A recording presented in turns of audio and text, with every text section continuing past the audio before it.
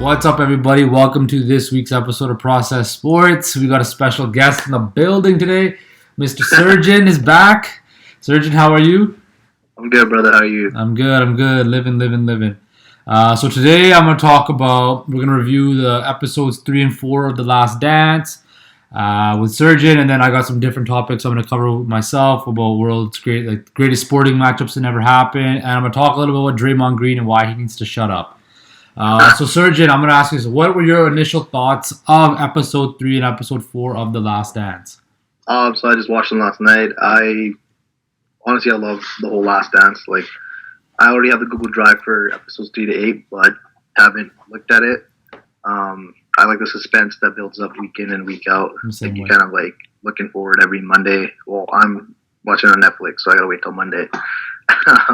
So I'm looking forward every Monday to watch it. But overall, I think the episodes are great. Like, I love how they dived into. I like how they start off the season, like, you know, talking about Rodman and how he fucked up, and then like you go back to his backstory, and then they kind of, and then the next episode they talked about like how Phil Jackson made an impact, and they covered like Doug Collins coming in and Jackson taking over. Like, I like how they do the backstories at the same time with something's going on in the season that's important with that individual, right? Yeah, totally. And like, I think this week, the biggest things I got were they talked a lot about Dennis Rodman, right? And then that kind of tied into like the Bad Boys, because of course Dennis Rodman was such a big part of the Bad Boys, right? And then also how Phil Jackson took over Doug Collins, like you said, to get over the Bad Boys, that hump, right? So talking about Rodman, right? I think the biggest thing I got away from Rodman was like people think he's like a nutcase, like he's crazy and stuff like that. He's weird, right? But the thing about it, how smart of a player he was, right? How he like I remember this one clip in it. He was talking about how he would go to the gym at like 3, 4 at night. And have his friend shoot, and shoot the ball. Yeah, and he would basically hear how it bounce off the rim and react like that. That tells you how intelligent Dennis Rodman was as a basketball player. Yeah, in the episode, even Dennis Rodman was like, if it hits a rim like this, bounce that way, it's gonna go that way. Like, you know, he's like, I'll just position myself. And he knew, okay, so if Larry Bird shoots it, it's gonna spin this way. With Michael Jordan, it's gonna spin that way, right? So that just shows you how much of a student of the game he was and how hard he had worked. Because I mean, he was homeless for like 2 years of his life after he got kicked out of the house or something. Yeah. So 2 years. Even like speaking on that part, like even yesterday before the episode dropped, like I watched a YouTube clip of ESPN's Detail that Kobe started, but it was Dennis Rodman doing the whole breaking on the triangle defense, and in that like brief 9 to 10 minute clip, you can see how smart and you know how he thought about the game. Right, he's like, he was gonna have a point man here, so it just shows like. Speaking of what Michael Jordan said about him, one of the smartest players he played with, right? Exactly. So, if MJ calls you one of the smartest teammates you have. Yeah, it just speaks volumes of what kind of player Dennis Rodman was, even though the media, you know, he's right about that. He's like, the media doesn't know who Dennis Rodman is, right? And I think that ties into players nowadays, too, always complaining about social media, right? So I feel like Dennis Rodman, in a sense, was kind of ahead of the curve, in a sense, where he's like, the media doesn't know who I truly am, and then we still don't know who he truly is, you know? No. Do you think if Dennis Rodman was playing right now, he would be able to, like, teams would actually want him because of how big of a distraction he was off the court, considering how like tight and like how politically correct and how no team wants anything to leak or having issues like that, all right? I just think it would be hard nowadays, like the way he partied, like, you know, back in the day, back in the 90s and 80s, like we didn't have a lot of technology. Like, people didn't have camera phones or iPhones, right? Yeah. So nowadays, I think if Rodman's playing in this area, you know, we'd have some kind of thing on media every weekend and week out, right? But I do think his game would translate to this era's NBA, right? He just rebounded around the floor, right? So as a player, I think he'd fit into this generation, but I think the media might, you know, screw him over in terms of like what he does off the court, because he partied hard, man. Like, he went on 48. He had to go to a Vegas bender in the middle of the season. No player can do that now, man. No player will ever be able to go to Vegas for like a bender in the middle of the season. Yeah, bro, he was gone for 48 hours. He was gone for like 80 or something like that. He was gone for like more than like almost a week, right? Jordan and Pippen had to go and grab him from Vegas. Yeah, so that's the thing about Rodman, was like he was such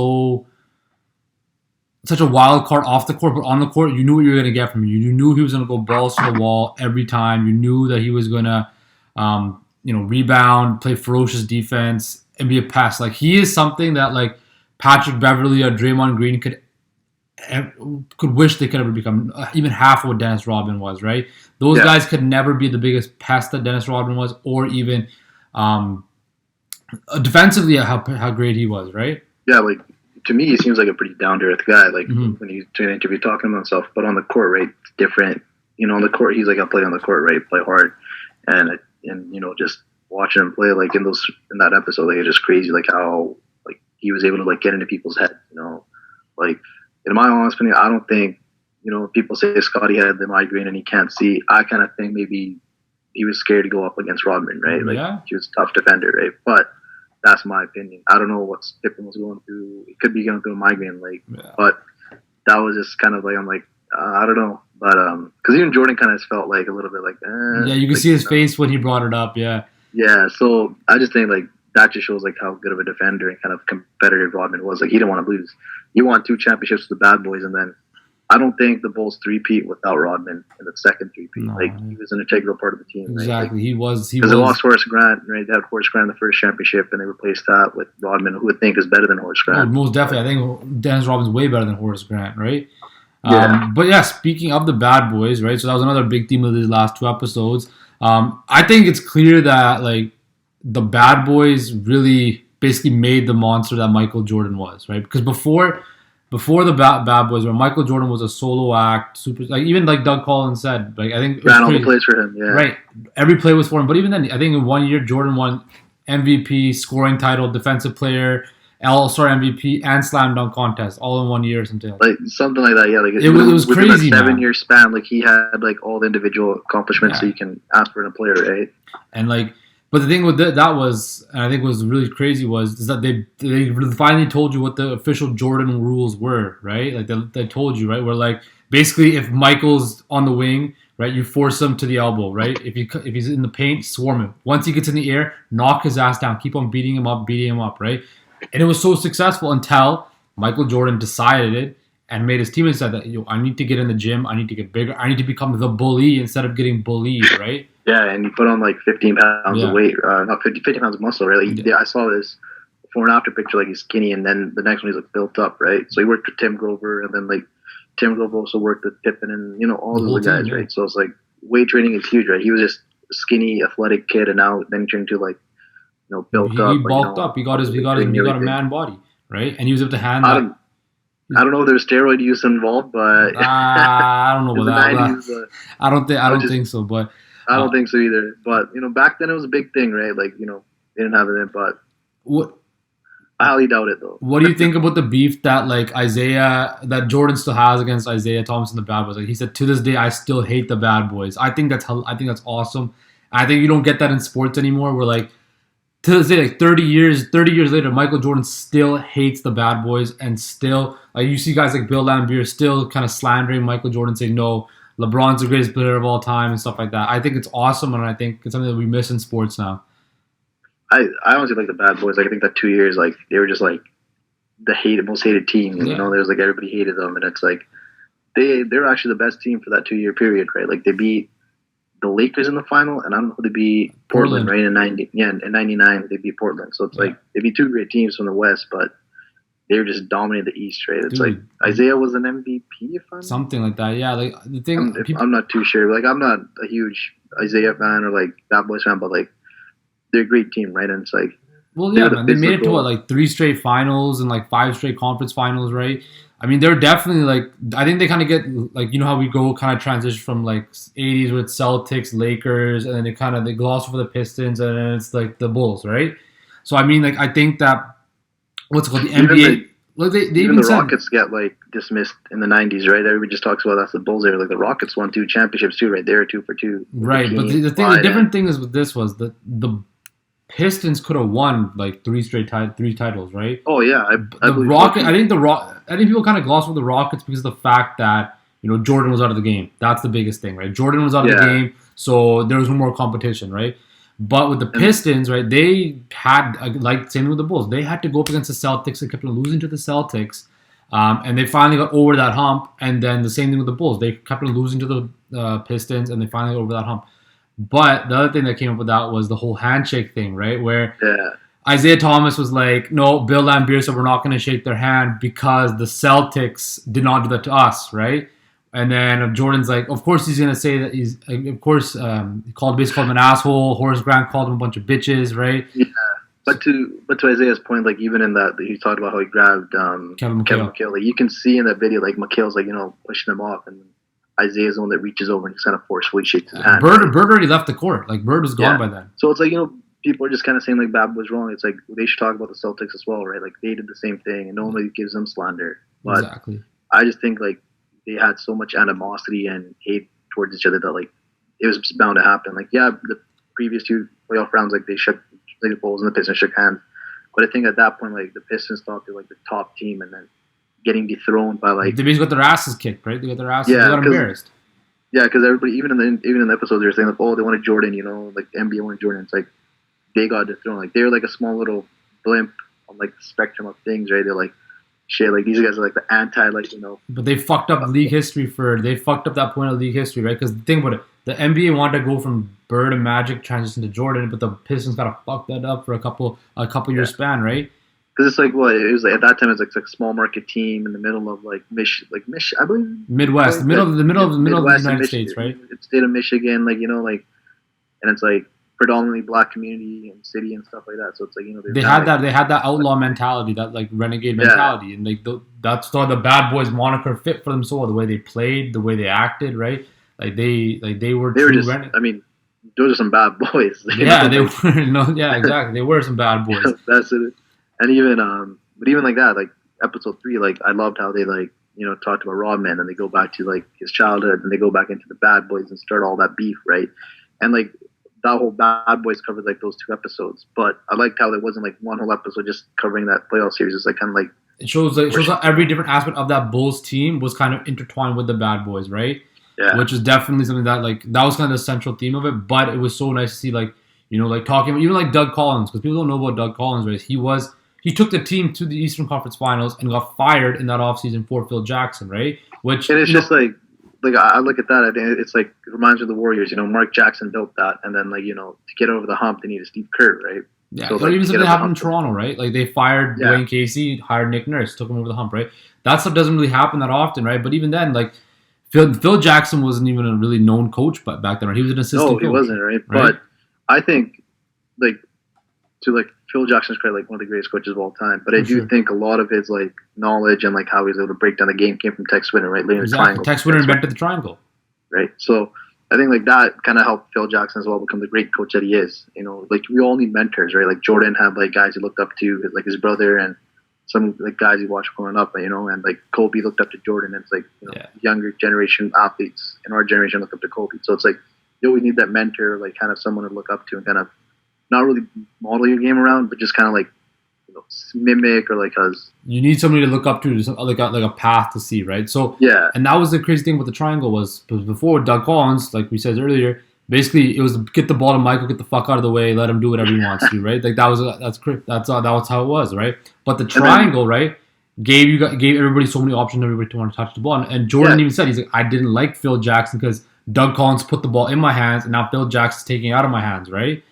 But the whole triangle part was it got Scottie Pippen involved, and when Scottie Pippen got involved and he got elevated his game, it took the Bulls to another level because he had that second guy, second running with him, And it's like even like the triangle, like it's like you always have a pass. It's like no matter what, it's like if you're stuck, you're gonna have a pass open, and that's what the beauty of the triangle is. And then not a lot of teams are using it. I think the last team that kind of used it was like the Phil Jackson coached Lakers. The right? Lakers, now it's out of the league, right? So I do think if someone was to bring back the triangle, like you could bring back the triangle. But you got to have the right players to run the triangle, right? It's going to be hard, right? Like because it's so outdated. People say it's outdated. I don't think it's outdated. I just think there isn't a coach in the league that has a grasp of the concept like Phil Jackson. And that could implement it, right? Triangles. Yeah, and it's like I think it's probably the most complex, strategy to play offensively. But it's like if no one can teach it the way Phil Jackson, like Tex Winter, like it's not going to work. Like they tried it with the Knicks, and that was a shit show. But the Knicks, if you look at the Knicks talent, the Knicks talent's been garbage for so long, right? But the Knicks have been a shit show since Ewing retired. So. But yeah, like here's another thing about Phil Jackson, right? I think the even bigger than the X's and O's in basketball is the Phil Jackson's ability to connect with people, right? Like you look at it, Dennis Rodman was like, Phil Jackson not treat me like a player, treat me like a brother, and they had like that whole Native Indian like connection, right? Where Phil Jackson had that from his background, Dennis Rodman had, and they could bond over that, right? The way Phil Jackson was able to manage egos and connect with people and know everybody was different and connect with them in a certain way, like hey, like okay, I got to deal with Rodman this way. I got to deal with Jordan this way. Pippen's Yeah. this way. And not even just with the Bulls. He did it with like the Shaq and Kobe Lakers. He did it with Shaq and Lakers Kobe are too, this right? way. Kobe's this way. Shaq's this way. Derek Fisher's this way. He's like this, right? I just think like that just shows how great Phil Jackson is as a people person and like as a coach. Like I don't think any coach in today's NBA or any sport in general would let their player go to Vegas for 48 hours. You know? No.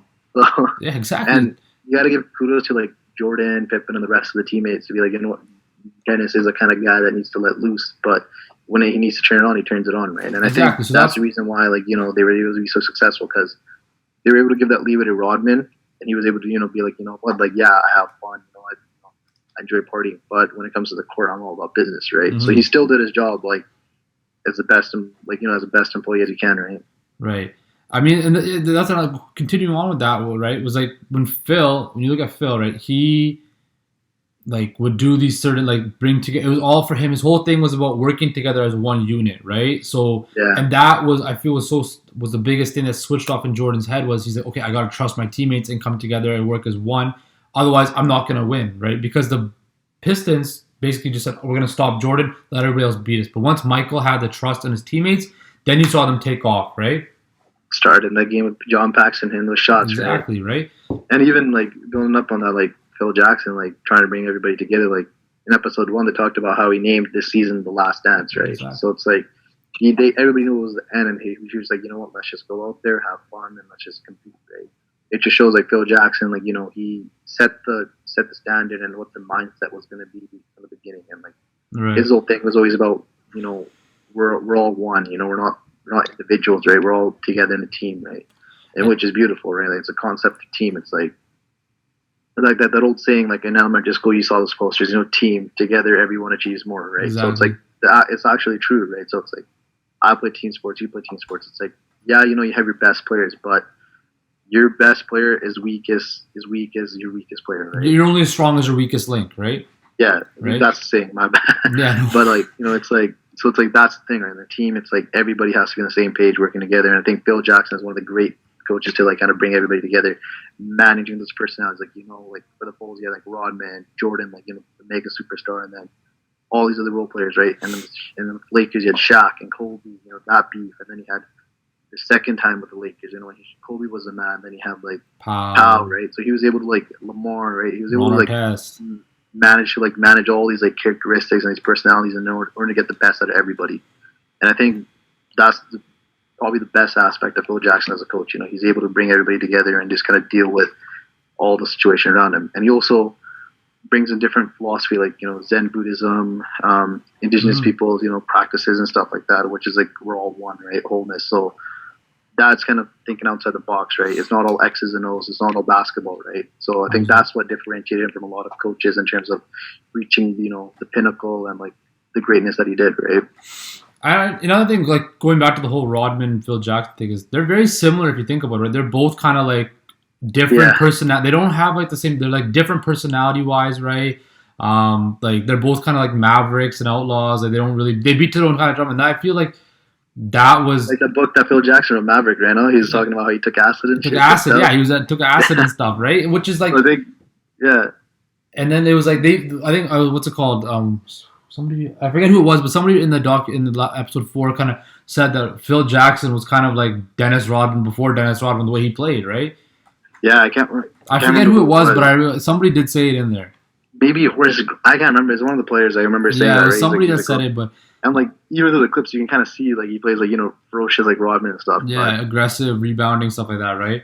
And I think that's why like Rodman was able to like, you know, click so well with the Bulls. And I think I think the last thing, like one of the last things, Phil Jackson, the country boy, you know. Yeah, exactly, from Montana. I think the last thing, the last message I got out of this was the fact that, you know, Jordan was so tired of not being known as a winner. You know, he was maybe putting the best stats, but he was never going to be in the same league as Larry Bird and Magic Johnson because he never won, right?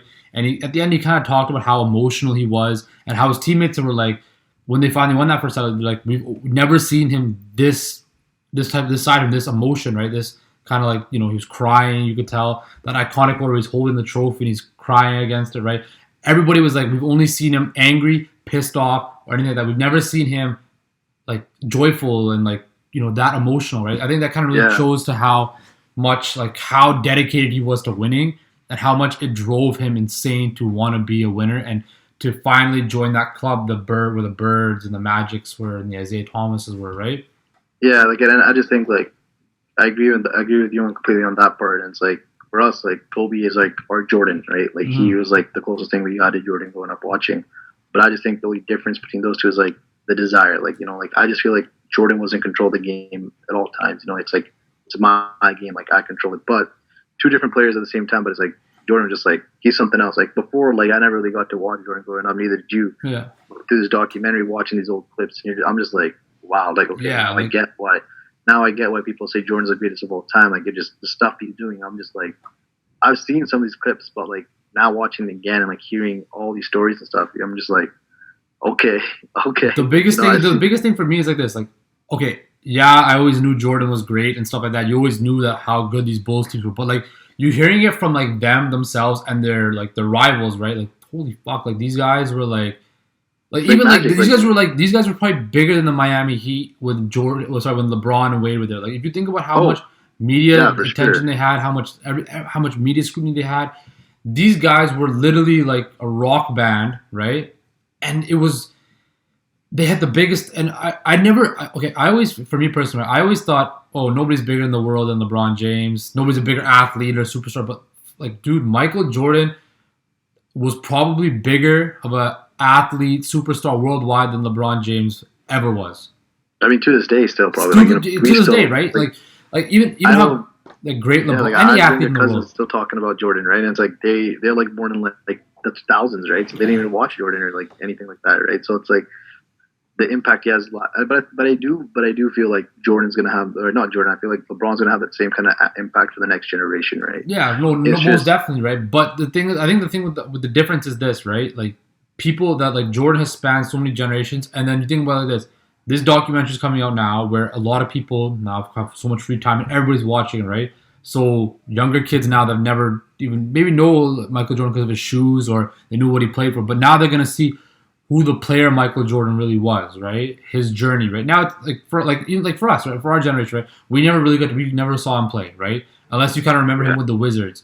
Now you're seeing him in his prime when he was a stone cold killer and an absolute monster, and you can see how big of a worldly impact he had. Unbelievable, man. And like I think like for me, like I always thought it was close between LeBron and Jordan, right? And I think they're like two separate players like that where like I always thought like, okay, Jordan's a better individual player, but LeBron's a better team player. But now you can see how Jordan kind of trusted his teammates, right? And it's like for me, like it's kind of moving Jordan even a little bit more ahead. I don't know about you if you feel the same way. I've always had Kobe ahead of Jordan or ahead of LeBron. Yeah. So it was like 1, 2, but like now I think for sure like it goes Jordan and then for me it's Kobe and then LeBron. But it's just like the way Jordan was able to like he was able to change himself from like it's all about me to like what I got guys around me that I can trust, right? It's like it just shows his development as a player and an individual, right? Speaking of Kobe, Kobe did the same thing too. He had to learn the same thing. Remember, he was putting up all those monster numbers right after Shaq left, and then if he had to win, he had to learn how to trust Powell, trust Ron Artest, right? Trust Derek Fisher, trust Lamar Odom, trust Andrew Bynum, right? He had to do the same thing, right? And it's like that's the thing, and I think, but this documentary is kind of put in my mind like Jordan is the greatest of all time. Like at first, I was kind of like, I don't know, it's like. I never really watched him growing up. 90s was a different game. Like these guys, like, nowadays I feel like people are more skillful. But like now watching this documentary and just kind of seeing what they did and like the work he put in, it's just like, okay, what people say, like I can see it, it's like, I just hate the fact that I never got to witness it live, Yeah, I know, same, right? Like I kind of wish like, if I could see like how it was in Jordan's prime when that Bulls run, what it was really like in real life. Because we can get a taste of it, but we don't get the full aspect of it, right? And taste of it, yeah. Like a prime example, like my dad, he came from India like in '93, so he got to watch a second three-peat run, right? And even like now when I'm watching basketball, like my dad he's like these guys aren't like Jordan, Exactly. And my dad is a guy who's probably never played basketball in his life, right? But he still knows like I'm just like, what do you mean? He's like the way Jordan played, like controlled the game, the way he jammed and just kind of took over. He's like none of these guys could do it like him, and it's like that's someone who's not a basketball fanatic like we are, right? Saying that about Jordan. Yeah. So that just speaks to volumes of like how many different people like he was able to touch and be like, oh shit, like this guy's he's the man, you know? Yeah, exactly. Like the thing with Jordan was this, man. Like he was a icon, right? Like globally, commercials, everything like that. But the thing that comes down to this, man, this guy did not take shit from anything, and his one driven goal was to win and to annihilate everybody else, right? And I don't There's think nothing bigger than the game at the moment. And athletes nowadays, I think, don't have that anymore in them. They care more about like their brand, right, or where their next endorsement deal is going to come from. Stuff like that. Nobody. Speaking on that, like, sorry to interrupt you, but like speaking on that, it's like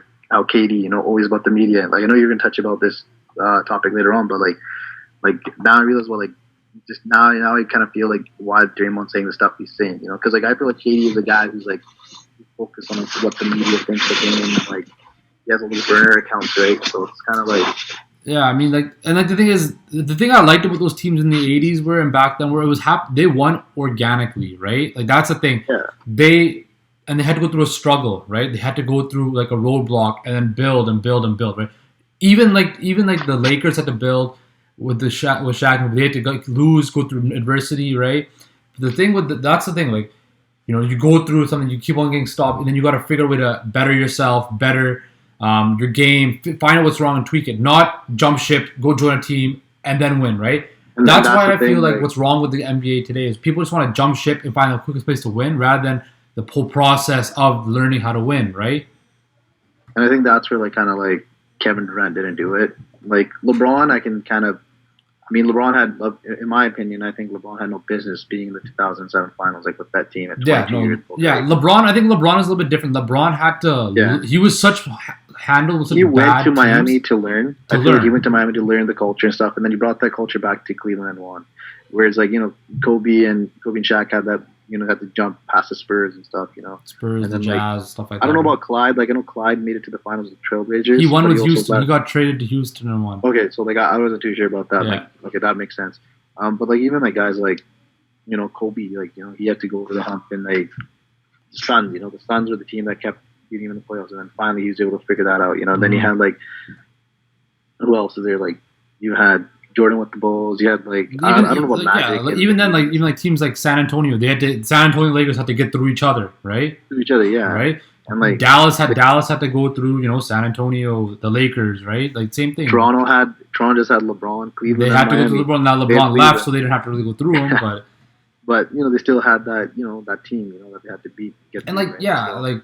That's why I think like I kind of like discredit Golden State a little bit just because the fact that I don't discredit Golden State. I kind of like they still won the championship. Like I just think the way Kevin Durant did it, like, went about it, like, you know, joining the team, it's like, dude, you're up 3-1. Like, figure out a way to beat that team. And if you can't beat them the next year, then fine, that's fine. Join them, right? And it's like I can kind of see like even like Draymond, like I think he on all the smoke he was saying like, you know, KD kind of got upset, like, and he's like, why is Clay shooting that? You know, why is Steph not passing it? You know, like towards the second season or towards the third season, right? And it's kind of like they built that, like, you know, that whole thing, and it's like Kevin Durant. I do think that the Warriors would have been able to compete without Kevin Durant, like for the years to come. But when they added him, they just put them like up here, like they weren't touchable. The Warriors. Okay, so you think about this: the Warriors won their first title, right? I kind of think of the people like trash Toronto's title because KD was hurt, Clay was hurt. We think about it. Kevin Love was hurt, Kyrie Irving was hurt first year. If they're healthy, does Golden State win the title? I don't know, right? I don't know. Then they lose in 16, right? And then they go call immediately after they call Durant and like, we need you, right? Yeah. I mean, and it's like building up on like what when we all talked about last time when I was on the podcast, I was like saying like you need luck, right, to win championships. Yeah. And Golden State got luck too, right? So. I think like KD kind of jumping ship now again and going to the Nets, you know, with Kyrie teaming up over there in the East. I think he should have personally like been like, you know what, let me sign with Warriors. Let me take a year to recover. You know, whatever happens. Let me prove to you why I came to Golden State. Like, you know, you guys can win without me. You know, I think he should have gone down that route rather than going to like, you know, New York. But I think if he can prove like that he can win in New York, you know, like be like I'm the main guy here in New York, like I can reach a championship. That made they say something about his legacy differently. But right now, I mean, yeah, he's a 2-time champ. But, like, but he's not really like did he earn it? Did he really? Did he earn it? Or did he really kind of like buy into a team that was like already competing? Yeah. And then like you look at like LeBron's title in Cleveland, right? That title means I think that title means more than any of the titles KD has, right? And then some, right? Considering I think that Cleveland title means more to LeBron than it's to in Miami. Exactly. Right? I think that's it. Like if he had to pick a favorite title, that's of course his favorite title, right? But I mean, at the same time, like he left Cleveland. They were able to rebuild. They drafted Kyrie, but then they traded Wiggins for Love, right? But I mean, you have to do that, right? If you want to compete. Yeah. But it's like at the same time, like I think he was able to lead. He brought that culture from Miami to Cleveland. Like how to win and like how to implement everybody and make his teammates around him better, right? So I think that's the thing with that. And speaking on like, I think next year the Warriors might be even better, right? Yeah. So like definitely. they have a healthy play. I think the rest that Clay and Steph got did them wonders. Like they're able to recover, get rid of their they're able to recover, get refreshed and everything. It's like I think next year they'll be like a top whenever the season. It's going to be the Clippers, Lakers, Warriors, top 3 teams in the West. Yeah, and I can see that for the next 5-6 years, going on, and it's like big. Like I think Andrew Wiggins might make a jump. He's able to learn. People always criticize, either he's not a consistent shooter, not a 3-point shooter, but I think now within the Warriors culture, he doesn't have that pressure of him being the primary ball handler, being the primary scorer like he was in Minnesota, right? Or secondary, because when they had Cat, he was secondary, but with Jimmy Butler, he was a third guy.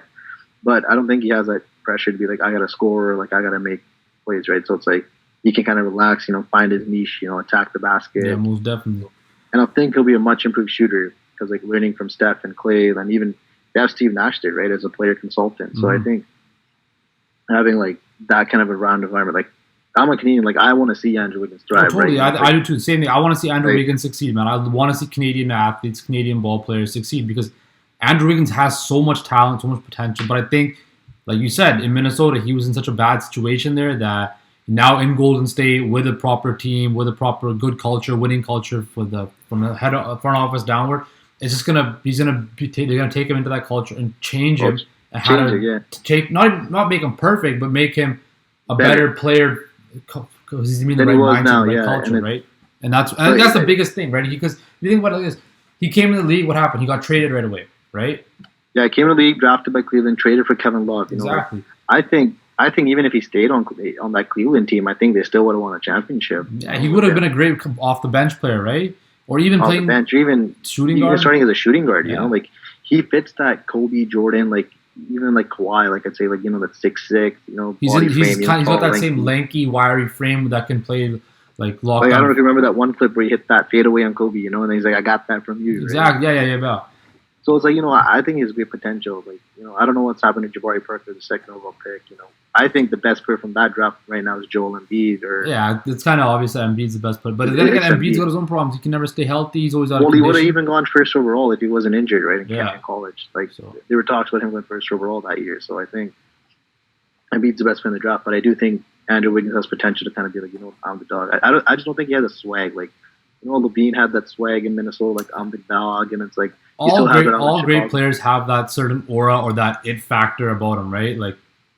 Kobe had that, Kobe had it. Kobe had it. Michael had it. LeBron has it, right? They have that. I think LeBron didn't have it at first. I think he kind of figured it out as he got older. I think I think LeBron always had it, the it thing to be the superstar. But the thing is, LeBron, he's more comes along from the Magic Johnson line, right, where he tries to get everybody involved, right? Whereas, Kobe, Jordan, that, they're kind of a more. I get involved first, and then I get others around. Yeah, they're if we're gonna win, it's because of me, right? Because I put the most work in. I do everything.